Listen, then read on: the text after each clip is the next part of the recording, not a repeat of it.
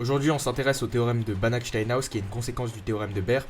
Si tu connais pas le théorème de Baire, que tu connais pas le résultat, je vais le rappeler évidemment, mais je t'invite quand même à aller voir la vidéo sur ce dernier pour voir la démonstration, un peu mieux comprendre ce qu'on va faire aujourd'hui et un peu reprendre un peu de topologie.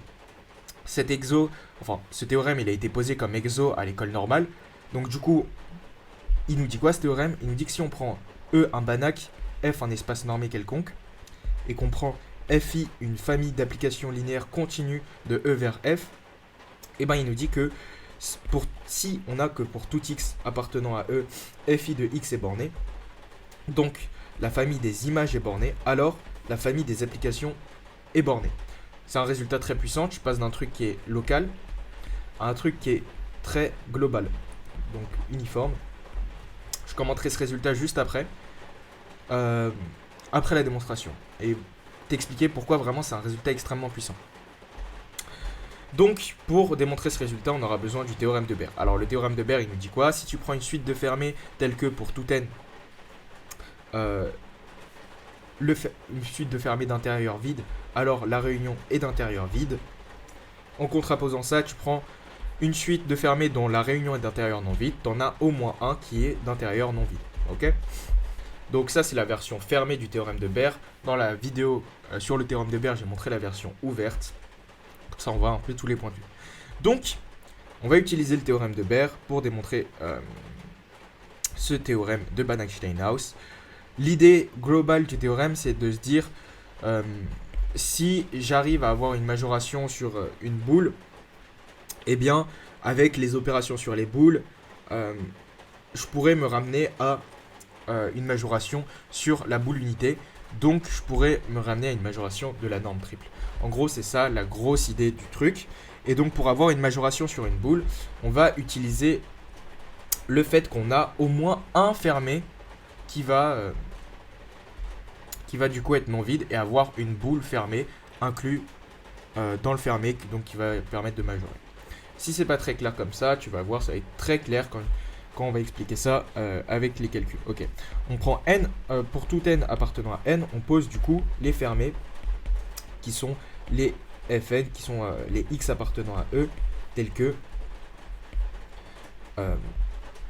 pour tout i appartenant à i,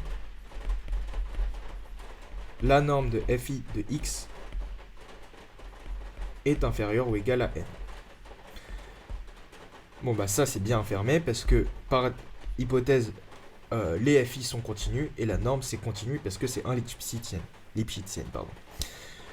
Donc tu remarques que par hypothèse, vu que pour tout x appartenant à E, la suite est bornée, on a que l'union pour n appartenant à n dfn est égale à E. Si tu prends l'intérieur de ça, bon bah puisque E est ouvert, son intérieur c'est lui-même, et donc c'est non vide.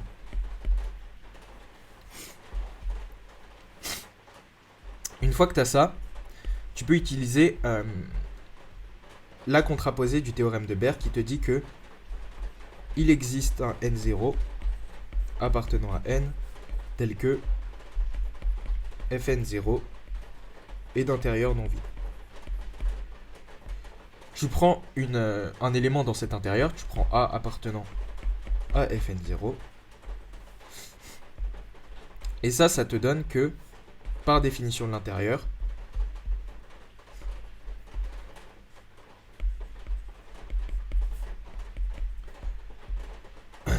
il existe un R appartenant supérieur à 0, tel que la boule de centre A et de rayon R est inclus dans Fn0.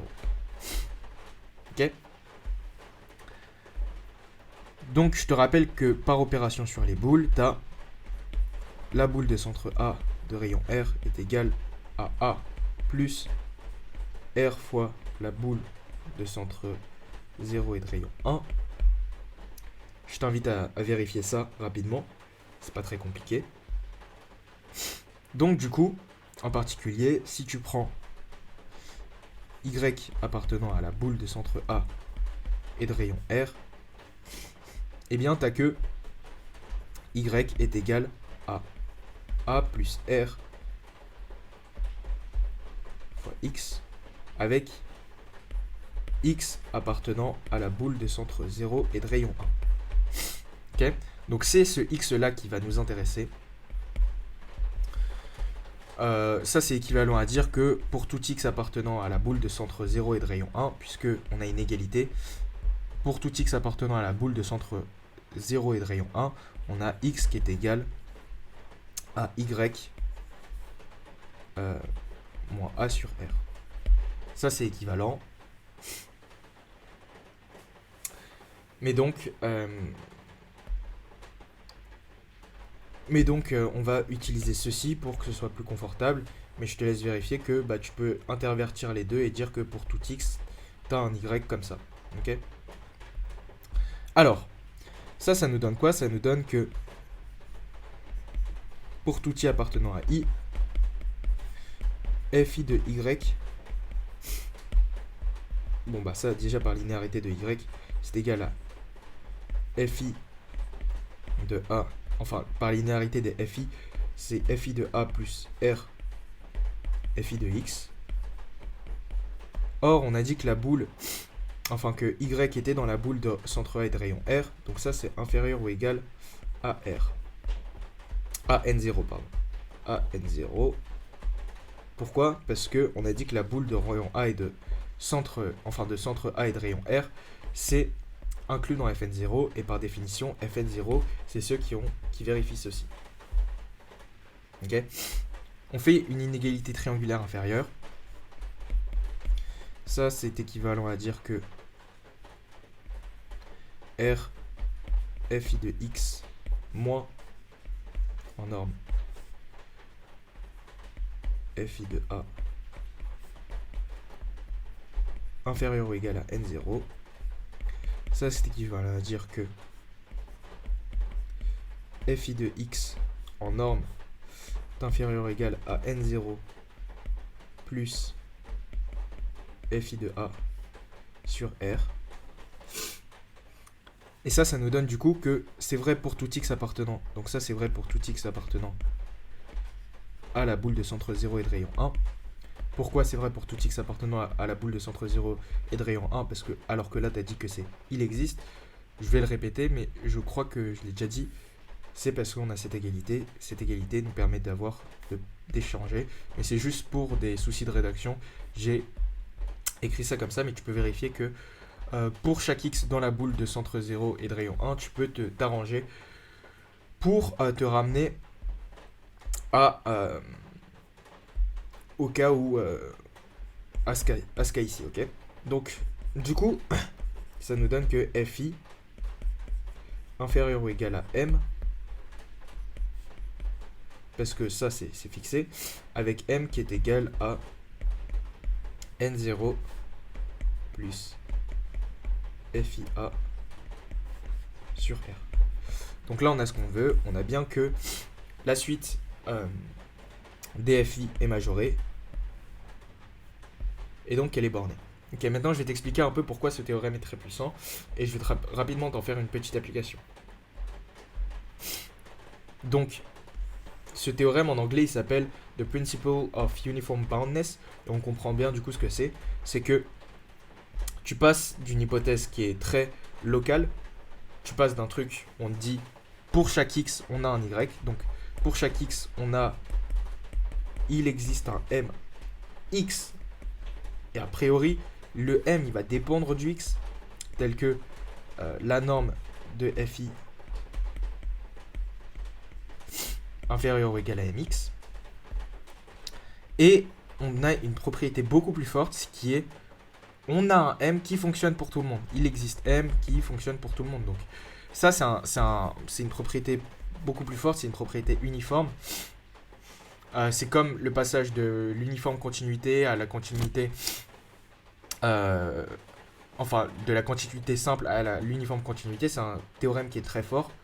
Et à chaque fois, dans ces théorèmes où tu passes d'un truc qui est local à un truc qui est très global, eh bien, tu as toujours soit une hypothèse de complétude, donc à savoir, ici on a E qui est un Banach, soit plus fort encore, tu as une hypothèse de compacité. En fait, la complétude, c'est un peu une proxy à la compacité. Quand on n'a pas assez de compacité, on peut avoir quand même de la complétude parce qu'on a des espaces qui sont complets mais pas compacts.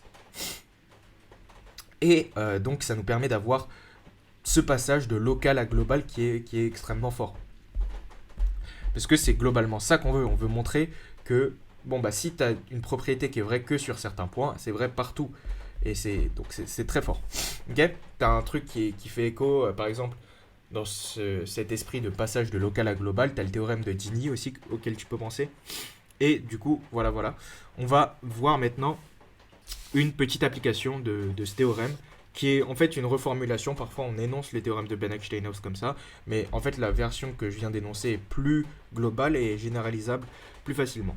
Donc, la semi-application, application slash reformulation,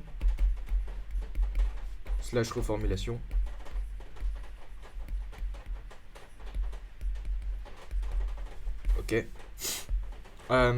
Donc, ce que tu vas faire, c'est que, enfin, ce que tu prends, c'est, tu prends une suite FK. Cette fois, c'est indexé par n, appartenant à LC de E vers F, puissance n.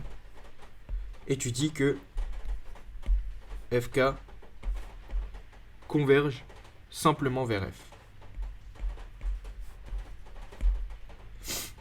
Ok. L'application entre guillemets du théorème de Banach-Steinhaus, c'est de montrer que, ça nous permet de montrer que assez rapidement que F est aussi une application linéaire continue de E vers F. D'accord? Donc, bon, bah c'est un truc assez puissant parce que là, a priori, ça dépend que de... T'as un truc qui est encore une fois local et t'as une propriété globale sur F. Donc t'as un truc local à savoir que chacun des FK va tendre vers F. Enfin, chacun des FK de X va tendre vers F de X. Mais a priori, t'as pas d'informations sur F de X. Et là, en fait, on a la continuité.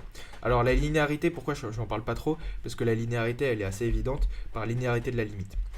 Je t'invite à démontrer ce résultat. C'est une application directe. Mais je vais te donner des pistes. En gros, tu vas dire que puisque les FK convergent simplement, tu vas avoir cette hypothèse-là qui est vérifiée. Ensuite, puisque cette hypothèse-là va être vérifiée, eh bien, tu vas avoir que les FI, enfin les FK sont bornés dans leur ensemble. Et donc, du coup, ça va te permettre d'avoir une borne sur F et donc d'avoir que F est borné sur